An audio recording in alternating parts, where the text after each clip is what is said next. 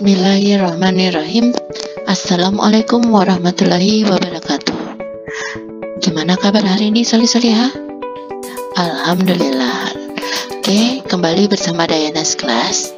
Hari ini kita akan belajar IPS tema 3, subtema 1 untuk kelas 6. Materinya tentang perubahan sosial budaya dalam rangka modernisasi Indonesia.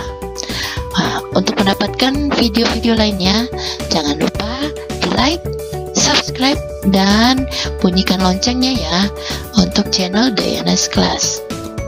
Oke, kita lihat materi kita hari ini. Nah, pengaruh listrik dalam kehidupan masyarakat.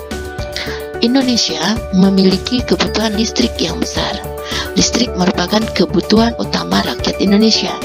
Tanpa listrik, roda ekonomi di Indonesia bisa macet total. Pasalnya, banyak pabrik dan industri besar yang menggunakan listrik dan bergantung pada listrik. Dalam kehidupan sehari-hari pun, manusia mengandalkan listrik, mulai dari memasak, belajar, dan masih banyak lagi lainnya. Manusia membutuhkan energi listrik untuk kehidupannya. Banyak sekali manfaat energi listrik untuk kehidupan ini. Mari kita lihat pengaruh pada kehidupan sosial. Sebelum ada listrik, orang-orang berkomunikasi dengan bertemu dan berbicara langsung atau mengirim surat jika jaraknya jauh. Karena pada saat itu masih belum ada gadget, maka orang tidak bisa melakukan komunikasi melalui chat, SMS, atau video call. Nah, setelah ada listrik dan seiring majunya teknologi, kehidupan sosial manusia semakin berubah. Orang-orang menggunakan gadget mereka untuk berkomunikasi. Walaupun berkumpul bersama, akan ada yang sibuk dengan gadgetnya sendiri dan melupakan kebersamaan. Bisa kita lihat pada gambar berikut, setiap anggota atau setiap orang hanya memperhatikan gadgetnya masing-masing. Nah, gimana pengaruhnya pada ekonomi? Sebelum ditemukan listrik, manusia menggunakan api sebagai bahan penerangan. Mereka menggunakan pelita, obor, dan lain-lain, sehingga biaya hidup akan lebih hemat dan tidak memakan banyak biaya. Namun, dampak lainnya adalah pekerjaan semakin sulit dikerjakan atau diselesaikan dengan cepat. Ini ilustrasi pada saat listrik belum ada ya. Nah, setelah ada listrik, biaya kehidupan akan semakin mahal karena harus membayar biaya listrik yang dipakai. Ditambah lagi biaya listrik yang semakin lama semakin mahal. Namun, segi positifnya, pekerjaan akan lebih mudah diselesaikan dengan cepat. Untuk pengaruh pada pendidikan, saat listrik belum ada, siswa hanya bisa belajar dan mengerjakan tugas di malam hari. Di siang hari maksudnya. Nah, meskipun masih bisa mengerjakan tugas dan belajar pada malam hari, tapi dengan menggunakan lilin atau pelita. Hal itu bisa merusak mata karena kita memaksakan untuk membaca dalam keadaan gelap. Setelah ada listrik, siswa dapat belajar dan mengerjakan tugas kapan saja, sehingga lebih mudah saat kita belajar ataupun mengerjakan tugas. Terhadap dunia hiburan. Nah, sebelum ada listrik atau gadget seperti HP, laptop, atau PlayStation, anak-anak bermain dengan permainan buatan mereka sendiri atau mungkin permainan tradisional. Mereka lebih merasakan kebersamaan karena mereka bermain bersama teman-teman mereka. Sekarang, setelah listrik ditemukan dan diciptakan gadget atau video games, anak-anak jarang berinteraksi satu dengan lain-lain. Mereka lebih suka bermain dan beraktivitas di rumah dibanding dengan teman-teman mereka. Ini gambarannya ya. Sebelum ada listrik, anak-anak suka bermain di luar. Setelah ada listrik atau gadget, mereka lebih suka tinggal di rumah. Adapun efek atau dampak dari penemuan-penemuan lain seperti penemuan lampu pijar yang ditemukan oleh Thomas Alva Edison.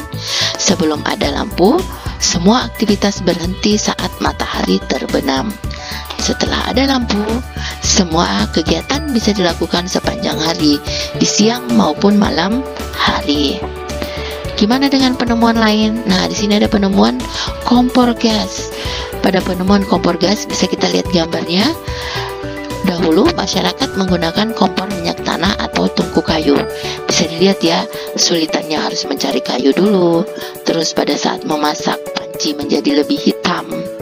Setelah ada kompor gas, memasak lebih cepat dan tidak meninggalkan jelaga atau bekas hitam pada alat masak ya, karena apinya sudah nyala biru yang menyebabkan nyala merah itu yang menyebabkan bekas hitam pada alat masak. Penemuan lainnya seperti setrika listrik. Agar setrika bisa panas, dahulu orang harus memasukkan arang untuk menyetrika dan membakarnya. Sekarang setelah ada setrika listrik, tinggal disambungkan kabelnya ke listrik dan menunggu beberapa saat akan panas.